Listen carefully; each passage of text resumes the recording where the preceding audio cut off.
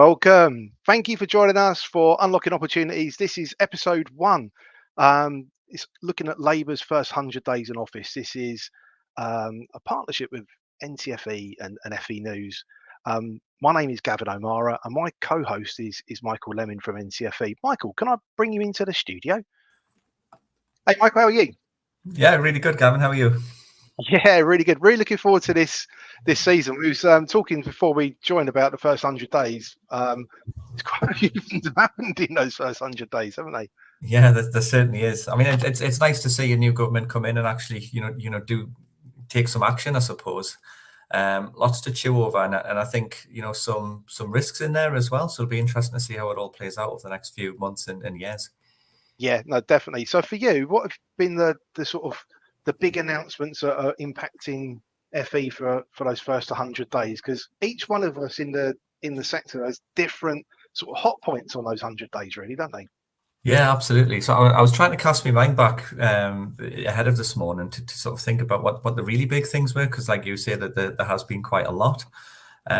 So I think that the first kind of thing really took everyone by surprise. It's good to see Bridget Phillipson after serving as Shadow Secretary of State to be installed as Secretary of State.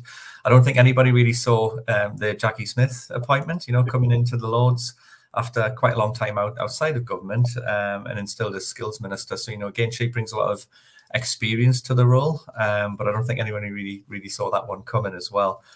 I was personally particularly pleased to see the new government take action before August in pausing the curriculum review, the review of qualifications at level 3 and below. I think we were on the verge of some quite catastrophic impact really from some of the qualifications that would have been taken away, leaving some learners without an appropriate program. And that's not necessarily across the board, but in certain subject areas we had some real concerns. So I think that the government have bought themselves some time with that one really to get things right. And what else? Yeah, the skills and growth levy. We were long promised this skills and growth levy. We've had the first announcement with some meat on the bones of what that's likely to be. It's a little bit different to what I think most people thought it would be. I guess the flexibilities. If that is the end of the flexibilities, I'm not sure look like people expected them to look. Shorter apprenticeships and foundations. Is there going to be more? You'd hope so. It doesn't sort of have much meat on that bone at the moment, does it? And it's such a important one for employers, isn't it? And learners and the sector to be able to sell it, isn't it? If you know what I mean. It's just we need more news. What is this? It's kind of fundamental for the sector. Yeah, absolutely. We got an announcement on teacher pay, which I think was really, really welcome. Of course, FE teacher pay wasn't really covered in that. So it feels, like a little bit of an own goal. I was at the party conference. I was at both party conferences, but the Labour one, as you might expect, the unions were very, very, upset about that decision, and rightfully so. So I think that's going to be a thorn in the government's side until there's a resolution there as well. We did, of course, in the budget last week have a promised £3 million announcement for FE, but it was quite hazy in that we don't really know what it's for. It hints at young people, so I'd anticipate that'll be more of a 16 to 19, but potentially an uplift to the base rate there. But we'll have to wait and see for further announcements on that one as well. Yeah, definitely. 300 million is kind of a lot of money, but what is it for and stuff like, and like you said with the national insurance contributions, I know we're going to probably talk about that a little bit later, but AOC alone said that for colleges alone, that isn't all of the sector, but just for colleges, that national insurance increase is going to cost them £50 million. So I doubt that 300 million is going to offset that. So it's sort of, there's balancing, isn't there, and stuff like that. Yeah, absolutely. And I mean, I think that, that you've talked about the impact on colleges from that decision, actually, and I understand where the Chancellor's coming from. It's very difficult to come in and have to balance the books. They've got to take money from somewhere. They've also drawn a lot of red lines of where they will and won't raise taxes. So this is one of the gambles I talked about earlier, really. I think it's a gamble to raise those employer national insurance contributions as well as raising minimum wage. In some sectors that'll have a much greater impact. So, you're absolutely right to say that, colleges have to absorb those additional costs without having additional kind of funding to go with that. Independent training providers very much in the same boat on that. But employers in general, you're paying your staff more, your staffing bill goes up. So potentially, the OBR analysis alongside the budget said there would be 50,000 fewer jobs off the back of this. It stands to reason, therefore, that the apprenticeship demand might well go down as well. So I think it could prove to be quite a tricky time. And I think when we get to the March budget, we'll see how things are bedding. We might see some further action there as well. Yeah, no, definitely. And I think the longer term outlook is kind of interesting. I think that shorter term from the budget is kind of a little bit, people are just going to be adjusting and looking at their HR strategies as employers, aren't they? I mean, not only the FE and skills sector, but also those that we're serving as employers as well. And I mean, 18% increase in apprenticeship wage is great if you're an apprentice, but if you're an employer that's just a head above water, and then with an NI, national insurance increase, you're a bit like, oh, what could that mean? And that's got that knock-on effect, hasn't it, really, as to what that could be. But with the levy, stage one, like the apprenticeship levy, when you knew what that sort of was, but you didn't at the time know what it was about when it was launched, if you sort of cast our minds back, employers really embraced FE and skills because they were paying into the tax of the levy, basically, is what it was. We tried not to use the word tax to begin with, did we? But it was. And so what is it going to mean now when people are re-looking at their HR strategies, their human capital? What does it mean? Is that a really good opportunity for FE and skills for the future? I'm hoping it is, type of thing, and how that can link with the industrial strategy. I mean, there's so much has happened, isn't it? It's industrial strategy been mentioned, but not fully. There's, Timpson, who was like absolute legend of a man with what he did before the Labour Party come into play. What's going to happen there with prisons? Do you know what I mean? And how that's going to sort of unlock opportunities for so many people. And it's kind of cool. We've got a government that's mission led, isn't it? If you know what I mean. It's sort of, doesn't feel mission impossible. I don't know where that line come from, but it feels like something really exciting. But you've got to like level these things out, really, isn't it? And stuff. I think the approach to missions is really interesting. It feels to me like it's a lot of governments talk about getting departments working with each other collaboratively, but we still see very siloed policy making and things falling between the cracks. This approach in the mission-led government feels like a real opportunity to actually look at the bigger picture. You see the DfE and DWP in particular, a lot of people falling between the cracks of policies there. I think the mission boards have a really, really good opportunity to show some of that up and get some really joined up decision making between departments right across government, which is exactly what we've needed for a really long time, like a bit of joined up sort of thinking, really. And it's in the budget. There's that 2% productivity like target that was set by the Chancellor, and also around using technology and interdepartmental working. I mean, that's a massive opportunity. You can't be using tech or be highly productive without a highly skilled workforce. So hopefully, please, like they will sort of bring that into play. We've been we're live now. We're live, so it's 10:08 for those that are joining us. And if you want to ask any questions, just if you're on LinkedIn, if you're on YouTube, pop questions in. We'll do our very best to put those to the guests to be able to answer those the best we can. If we can't, we'll come back to you with different answers, because there's a lot being covered in the last 100 days. So you need some sort of mega experts for some of this stuff. So if you want to pop a question in, please keep it short, because we've had it before when it's like War and Peace. Please keep it short, and we'll get back to you. Should we bring our guests in? We've got two really, really cool guests. So we've got Juliet Collier from Campaign for Learning, Anna Ambrose from Workwhile. So Juliet, Anna, can I bring you into the studio? Good morning. Hey Anna, how are you? Good to see you. Good, thank you. You've reminded me of lots that's been going on over the last couple of months. There's so much. I mean, you could youth guarantee, Skills England. There's so much going on, but there's so much more meat needs to be put on the bones to it all, isn't there? As well, it's sort of like teasing you. They'll give you a little bit, and it's like, but what does that mean? And stuff like that. So I don't know, Michael. Did you want to kick off with Anna, maybe? Yeah, absolutely, can do.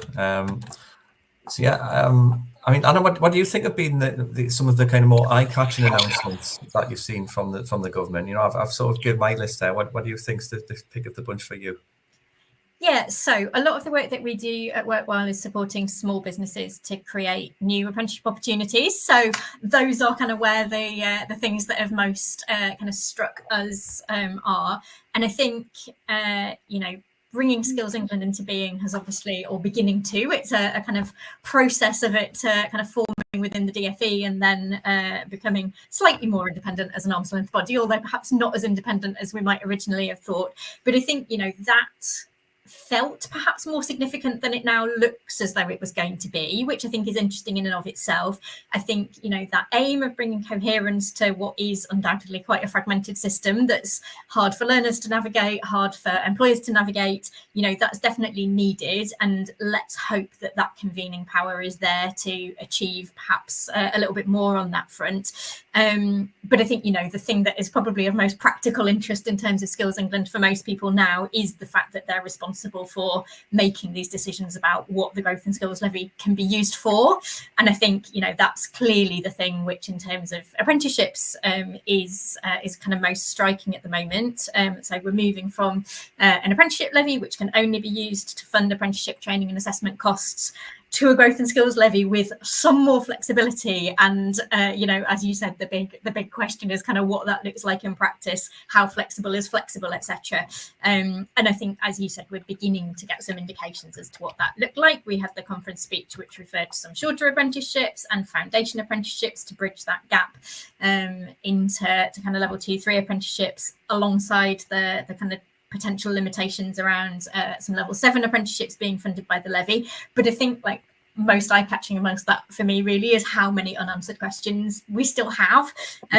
There's so much we don't know, and I think with that comes a real risk, and that for employers that risk is the kind of, well, we're going to wait and see, we're not going to do anything right now because we don't quite know what might be coming down the route. Oh, we might be able to use our levy for loads of other things, so let's just hold back on apprenticeships for a bit. So I think there is a real risk there that the whole sector kind of feels as though we're playing a bit of a waiting game to kind of wait and see what that looks like. And I think the sooner we get a little bit more clarity on that, I think that'll make things a lot easier, no doubt for providers in the sector to be able to kind of make their adjustments as well, but also for employers to kind of re-strategize, as you were saying, Gavin.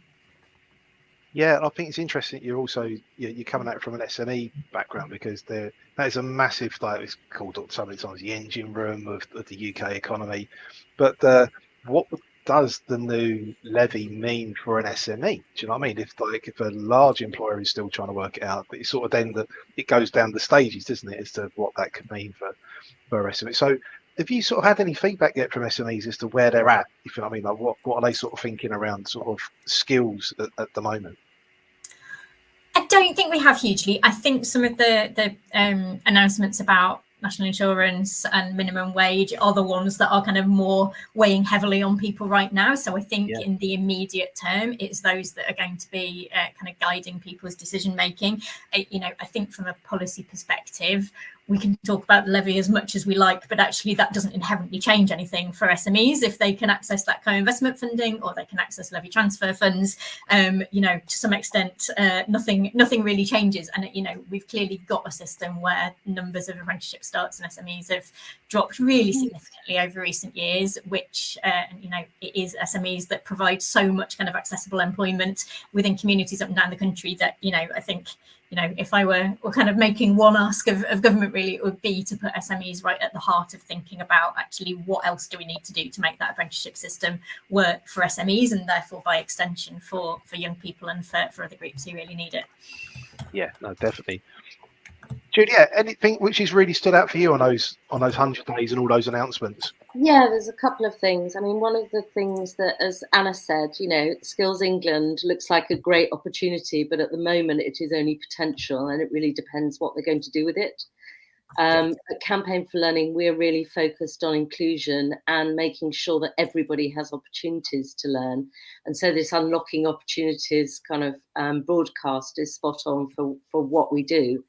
And I think one of the things for me is I'm concerned that it will not include that kind of recognition of first steps learning and making the explicit progression routes from those crucial first steps for those who are furthest away from learning and skills, to make it really explicit so that they can then go on and get qualifications and get the skills and get the jobs, and and moving people who are currently maybe don't have a level 2 qualification, maybe economically inactive, making sure there are real opportunities in their local area for them to get that first steps experience that builds their confidence and then progresses them on to further learning and qualifications.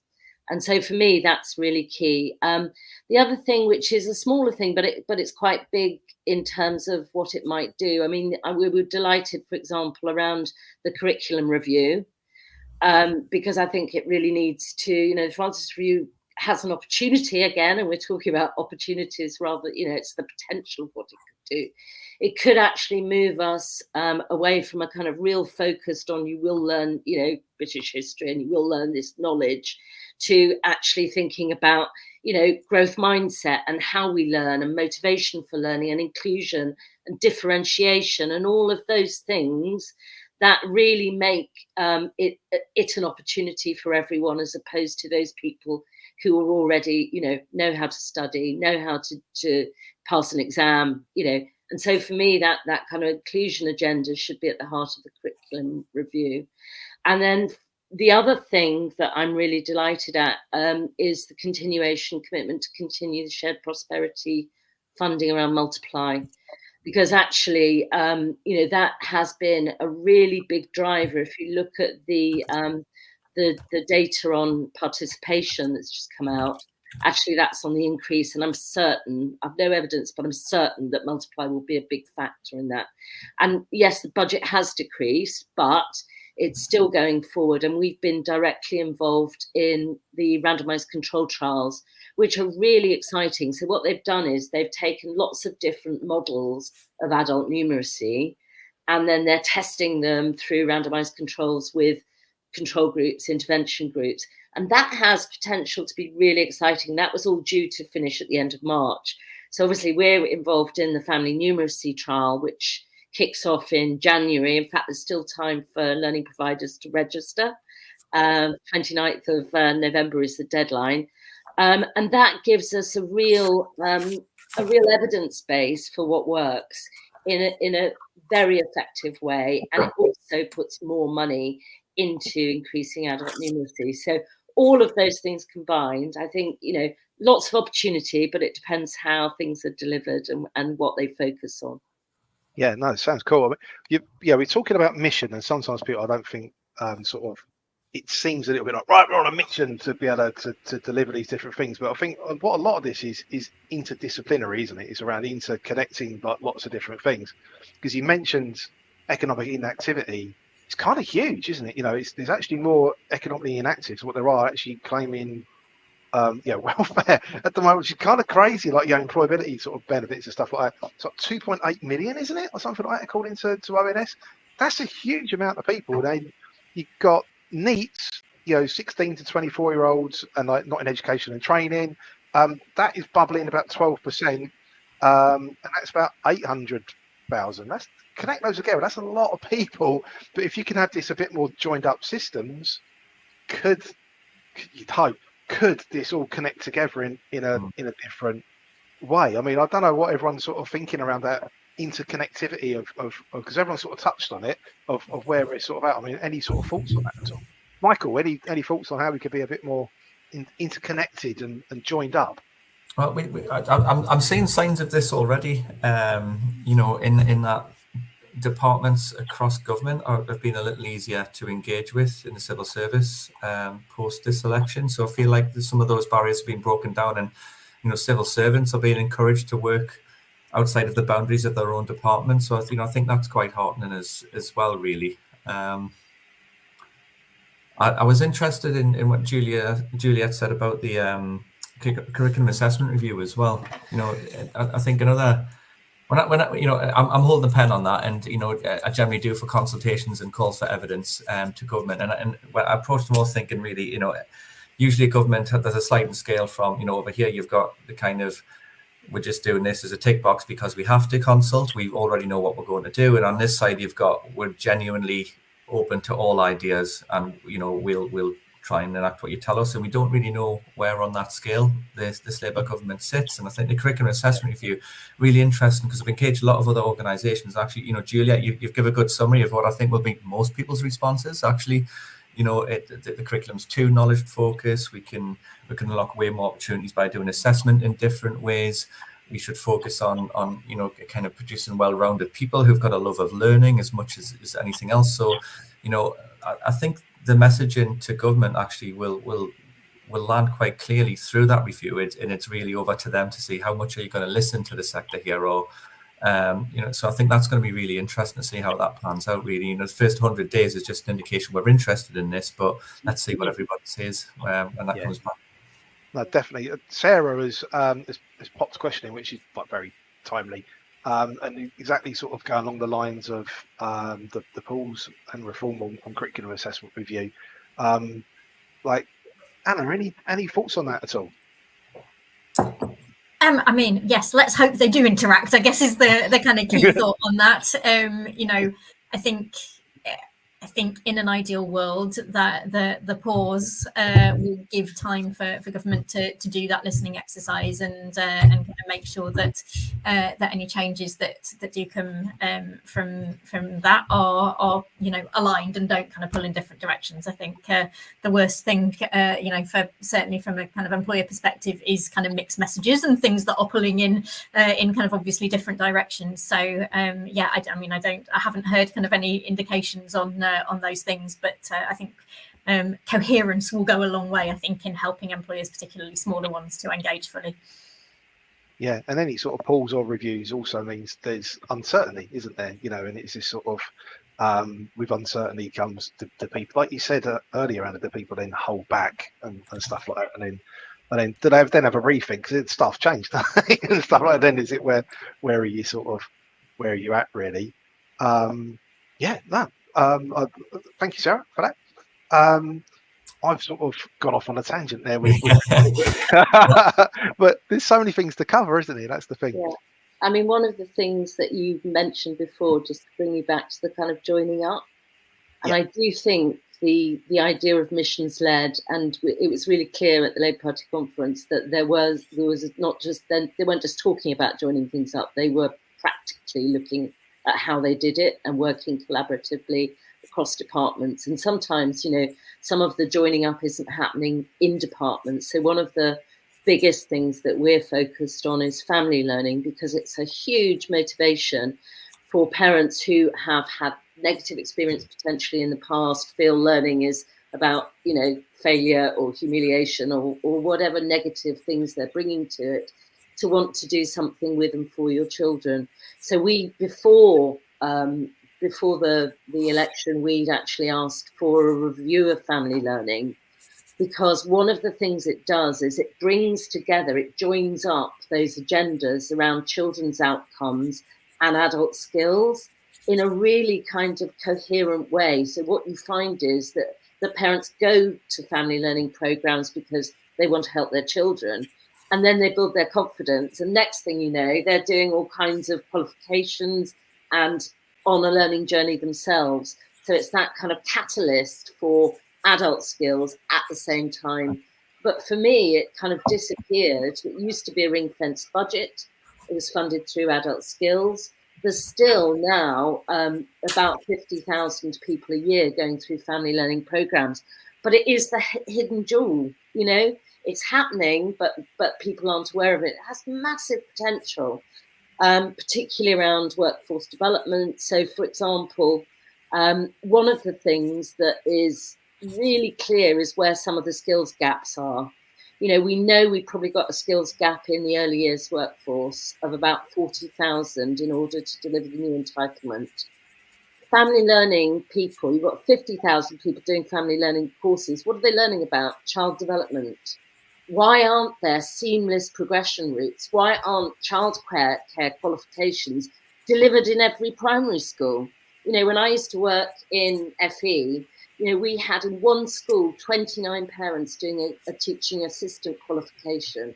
And why? Because there was that place. They went into that first steps learning in a place, and then we brought the qualifications to them. We brought the tutors and the course into where they are. So that place-based thing, but it's about joining those things up so that the progression routes are explicit and seamless. Yeah, no, definitely. We've only got 5 minutes left. I can't believe this feels like we just got started, doesn't it? It's like it's unbelievable. Like this sort of shot by. We've done on every show If You Could Dream and Dream Big, but I think with this, I think this is all around unlocking opportunities. So, Michael, if you had one big ask, one big sort of absolute super result of unlocking opportunities for learners, for educators, for FE, for employers, what would that be? Wow. I could pick so much. I think I would say I was going to say put FE teachers on equal terms, pay, conditions, everything with teaching actually, but I think that the teaching workforce in general needs an uplift in general. It needs better progression opportunities, a real professionalization of that workforce. We have for over a decade now had, some people might call it a crisis, others will certainly recognize it as an issue with teacher recruitment and retention, and it's way worse in FE. We've got to find a way to get real technical specialists into the classroom, but in particular industries like engineering and digital, they can get paid much more in industry. And I've been around the houses with this. I think the only way we can do that is to pay people appropriately in there. But that investment, you'll see huge returns on that investment further down the line. Policy is really difficult, but it's made a lot easier by having a really good teacher in the classroom in front of people. So that would be my thing. Yeah, no, definitely. And when you talk about, you pin it absolutely on the head, like dual professionalism of someone who's cutting edge engineering or cutting edge AI. How are you going to be able to attract them over if they're actually paid less than a teacher and get better holidays and all this sort of stuff? It's crazy. Juliet, if you could unlock an opportunity, what would it be? So the biggest thing I think we need to do is have a lifelong learning strategy that joins up everything. Learning happens at birth. It doesn't happen at 18 or 15 or any other age. And people, they're on a continuum. They're on a journey. So I think having a lifelong learning strategy, and we could start by renaming Skills England and calling it Lifelong Learning England. Yeah, sounds cool to me. Anna, if you could unlock an opportunity, what would it be? So I'm going to go back to talking about SMEs. I think, if we're talking apprenticeships, we've got a system which has fundamentally been designed around levy payers because that money is there.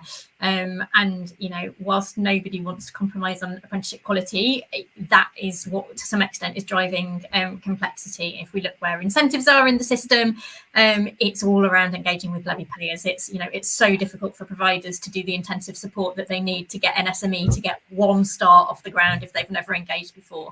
And yet SMEs are, over 60% of jobs in the country. They're the ones who can offer those opportunities, which really kind of unlock people's potential within communities. So I think, ultimately, if the system isn't working for SMEs, it's not really working for anybody. So I think in all the talk about levies and kind of growth and skills and all the rest of it, we have to be putting SMEs at the centre and designing a system that really works for them. Yeah, no, I 100% agree. It's interesting. There's been a committee already has written to Jackie Smith actually to say we need to make the system more understandable for people and what are all these things that we're hitting. We've got an article today actually from the Baroness who wrote that, and I just think it's really interesting to make it really clear for everyone really as to what that what the system is and what the future is and where we're going to go. If it was to be me, I've got less than a minute to go. I think we've got 6 chances at this, Michael, haven't we? It's going to be great. I think there's all of this, but I think we need to be data led, and I think I'm quite encouraged by Skills England's first report, which seemed kind of data-y. There's me being the inner geek coming out in there, but I think it needs to be data led and looking at local to drive national, and then to be able to make those agile decisions as to what are the skills needs. So that's maps to qualification reviews, that maps to what are the skills needs, and learning to learn, like you said, Juliet. Do you know what I mean? Those growth mindset sort of models and how to sort of move forward, and an all age career service, please. Do you know what I mean? That we need to be able to bring this all together. Hey, I can't believe that time is shot by. The next episodes and all of the season actually going to be switching to a Thursday. So we're going to be next Thursday at 10, be me and Michael again, and it's probably going to shoot by again. But I just want to say thank you, everyone, for joining us today. We scratched the surface. We're going to be going in depth with the next couple of episodes. And thank you, Michael. Thank you, Juliet. Thank you, Anna, for joining us. So thank you, everyone, for getting involved live. We've had really high numbers. I can see on the stats here for joining us in the background. So thank you. It's the start of 6 episodes. See you really soon, and see you next Thursday. Thank you. Bye.